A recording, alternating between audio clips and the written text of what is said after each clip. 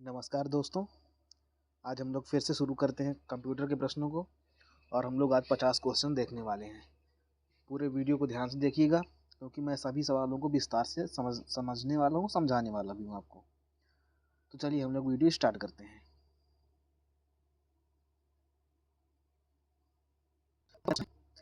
Computer निम्नलिखित में से कौन सा कार्य नहीं करता है? तो हम लोगों ने अभी तक कंप्यूटर के बहुत सारे प्रश्न कर लिए हैं, तो इसका आंसर आप खुद से भी दे सकते हैं। तो पहला ऑप्शन दिया है इम्यूटिंग। कंप्यूटर इम्यूटिंग कर सकता है, प्रोसेसिंग तो करता ही है, कंट्रोलिंग भी करता है। कंट्रोलिंग करने का मतलब चीज़ों को कंट्रोल में रखता है ना। जो भी उसके अंदर फाइल्स वगैरह होती हैं, जो भी उसके अंदर जो इंस्ट्रक्शन दिए जाते हैं वो कंट्रोल में ही करता है। अंडरस्टैंडिंग भी होती, समझ भी होती उसके अंदर, केवल वो आउटपुटिंग नहीं करता है। मतलब कंप्यूटर आउटपुट नहीं देता है, आउटपुट देने वाली चीज़ें होती कंप्यूटर के अंदर, लेकिन कंप्यूटर का जो मेन काम वो आउटपुट का नहीं होता है। कंप्यूटर सारा काम अपने आप में ही अंदर ही करता है। यहाँ पर ऑप्शन नंबर ई सही है। अगला प्रश्न, निम्नलिखित में से कौन सा हार्डवेयर का उदाहरण नहीं है? तो हार्डवेयर कौन सा नहीं है? माउस हार्डवेयर है, प्रिंटर भी हार्डवेयर है, मॉनिटर भी हार्डवेयर है, ऑपरेटिंग सिस्टम ये हार्डवेयर नहीं होता, ये सॉफ्टवेयर है, स्कैनर भी हार्डवेयर। तो यहाँ पर ऑपरेटिंग सिस्टम हार्डवेयर नहीं है। अगला प्रश्न, यह कंप्यूटर का वह भाग है जिसे कोई छू नहीं सकता है।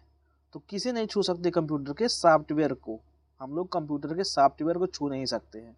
अगला प्रश्न, सबसे बड़े से सबसे छोटे के क्रम में निम्नलिखित में से कौन सा लिस्टेड है? तो यहाँ पे हमको पता होना चाहिए सबसे बड़ा कौन है, सबसे छोटा कौन है। तो देखिए, सबसे पहले तो होता है बाइट, है ना। नहीं, सबसे पहले होता है बिट, BIT बिट।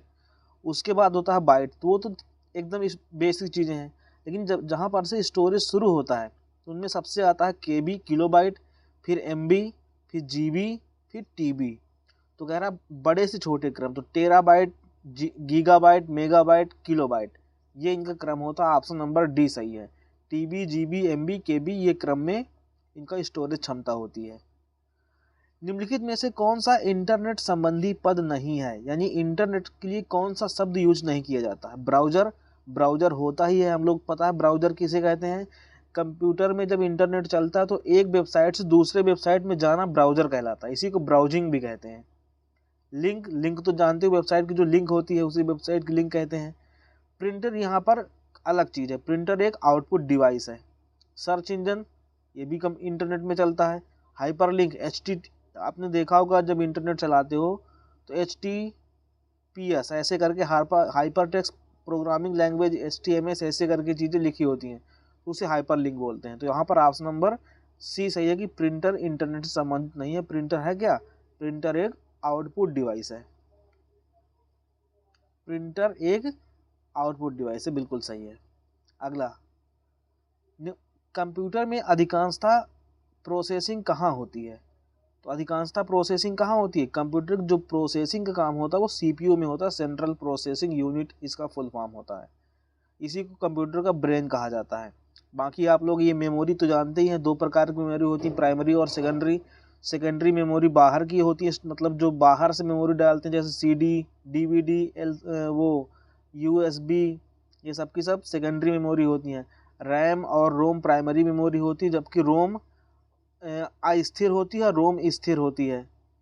मदरबोर्ड भी आप जानते हैं, जो मदरबोर्ड लगा होता है उसी के अंदर IC चिप्स वगैरह, उसी के अंदर ट्रांजिस्टर वगैरह लगे होते हैं। तो यहाँ पर CPU क्या है? कंप्यूटर का प्रोसेसिंग यहीं पे होती है कि CPU में। अगला प्रश्न, निम्नलिखित में से कौन सा स्टोरेज माध्यम नहीं है? स्टोरेज कहाँ पे नहीं होता है? तो पहला ऑप्शन हार्ड डिस्क, इसमें होता ही है। तवे जैसी CD वगैरह होती है, इन्हीं को हार्ड डिस्क कहते हैं। फ्लैश, फ्लैश ड्राइव, यहाँ पे ड्राइव में भी होता है, DVD में भी होता है, CD में भी होता है। कीबोर्ड कोई मतलब स्टोरेज का माध्यम नहीं है, कीबोर्ड एक इनपुट डिवाइस है। अगला, मॉड्यूलेटर डीमॉड्यूलेटर का सामान्य नाम क्या है? तो मॉड्यूलेटर डीमॉड्यूलेटर का सामान्य नाम क्या होता है? मॉडेम। इसकी सहायता से हम लोग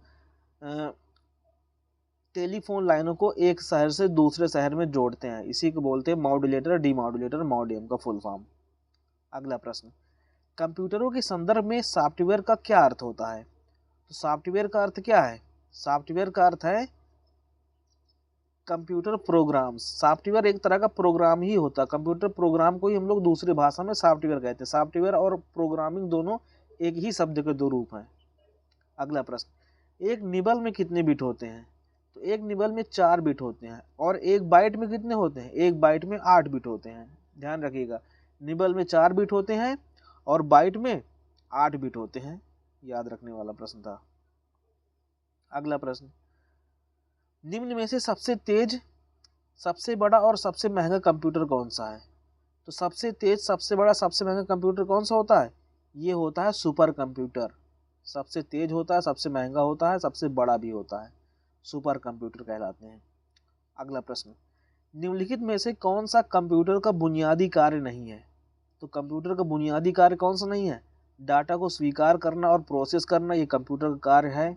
दूसरा, इनपुट को स्वीकार करना, ये भी काम कंप्यूटर करता है। तीसरा, डाटा को प्रोसेस करना, ये काम भी करता है कंप्यूटर। डाटा को स्टोर करने का भी कंप्यूटर काम करता है। और टेक्स्ट को स्कैन करने का काम नहीं करता। मतलब जो चीज़ें कंप्यूटर में लिखी होती हैं उनको स्कैनिंग का काम कंप्यूटर नहीं करता, वो स्कैनर करता है। यहाँ पर ऑप्शन ई सही है कि बुनियादी कार्य, मेन कार्य कंप्यूटर का ये नहीं है कि स्कैनिंग करता रहे वो। अगला, पहले से ऑन कंप्यूटर को रीस्टार्ट करने को क्या कहा जाता है? जैसे आपका मोबाइल है, ऑप्शन आपके मोबाइल में भी तो ऑप्शन आता है कि इसको रीस्टार्ट करने का, तो उसे क्या बोलते हैं? उसको बोलते हैं वार्म बूटिंग। क्या बोलते हैं? उसे कहा जाता है warm booting. Option number D सही है कि चलता हुआ अगर मोबाइल या कंप्यूटर है तो उसको फिर से रीस्टार्ट करना वार्म बूटिंग कहलाता है। अगला प्रश्न, निम्न में कौन सा सिस्टम यूनिट का भाग है? तो यूनिट का भाग कौन सा है? मतलब सिस्टम यूनिट का भाग है।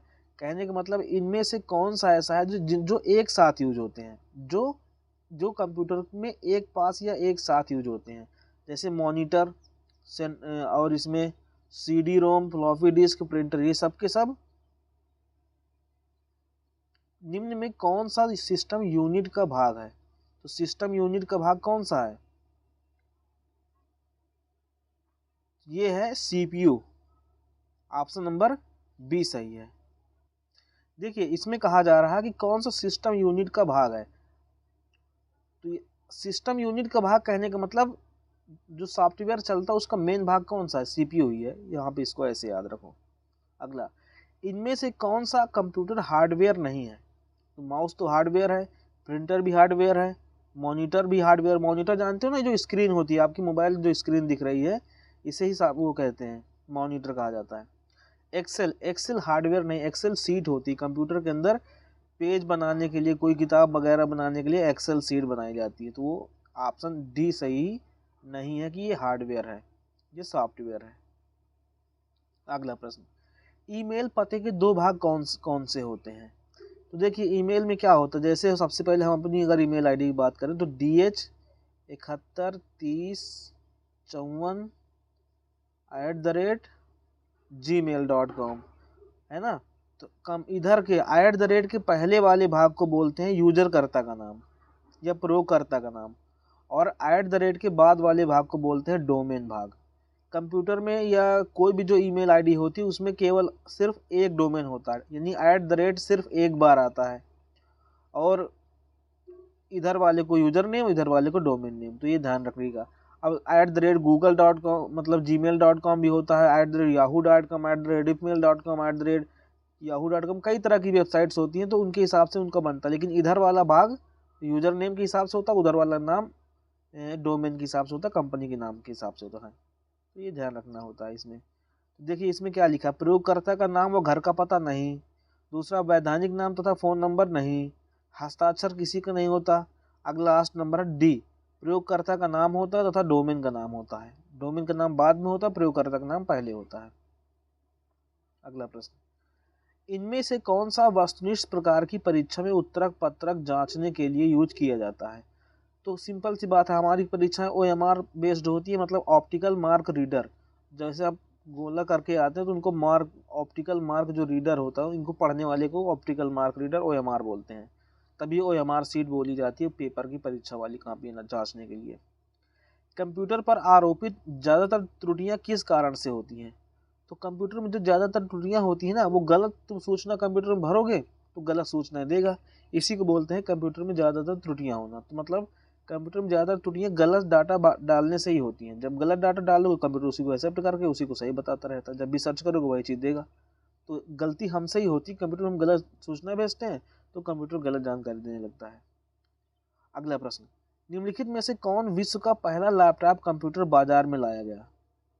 तो ये ध्यान रखिएगा, इंपॉर्टेंट क्वेश्चन है। एप्सन कंपनी, आपने देखा होगा EPSON, एप्सन कंपनी के जो लैपटॉप या कंप्यूटर होते हैं वो पहली बार मार्केट में आए थे। और बाद में माइक्रोसॉफ्ट जब आ गया तो कंप्यूटर बहुत सस्ते हो गए। जब बिल गेट्स ने दुनिया में कंप्यूटर लॉन्च किया उसके बाद से कंप्यूटरों की कीमत बहुत कम हो गई, नहीं पहले बहुत महंगे कंप्यूटर हुआ करते थे। तो ऑप्शन नंबर डी सही है। अगला प्रश्न, किसी कीबोर्ड पर एंटर की का अन्य नाम क्या होता है? तो किसी कीबोर्ड पर एंटर की का अन्य नाम होता है एक्सिक्यूट की। ऑप्शन डी सही है। एंटर की जानते हो ना, एंटर की, उसी को एक्सिक्यूट की भी कहा जाता है। लास्ट प्रश्न है, डेटा शब्द किस शब्द का बहुवचन होता है? तो देखो, डेटा बहुवचन होता है, सिंपल सी बात है, डेटम का बहुवचन होता है। ऑप्शन नंबर डी सही है। तो इस तरह से दोस्तों हमने पूरे कंप्यूटर के सारे प्रश्न सवाल कर लिए। जो लूसेंट किताब थी आपकी, इसके मैंने सारे प्रश्न आपको करा दिए हैं। आप चलते फिरते उठते बैठते इन क्वेश्चंस को सुन सकते हैं, देख सकते हैं। और जो भी आपकी राय हो कमेंट करके ज़रूर बताइएगा। और आप नए हैं तो चैनल को ज़रूर सब्सक्राइब कर लो, क्योंकि मैं डेली ऐसे ही वीडियो किसी न किसी सब्जेक्ट की आपको डेली देता रहूँगा। और इस वीडियो को देखने के लिए बहुत बहुत धन्यवाद। भगवान करे आपका दिन शुभ हो।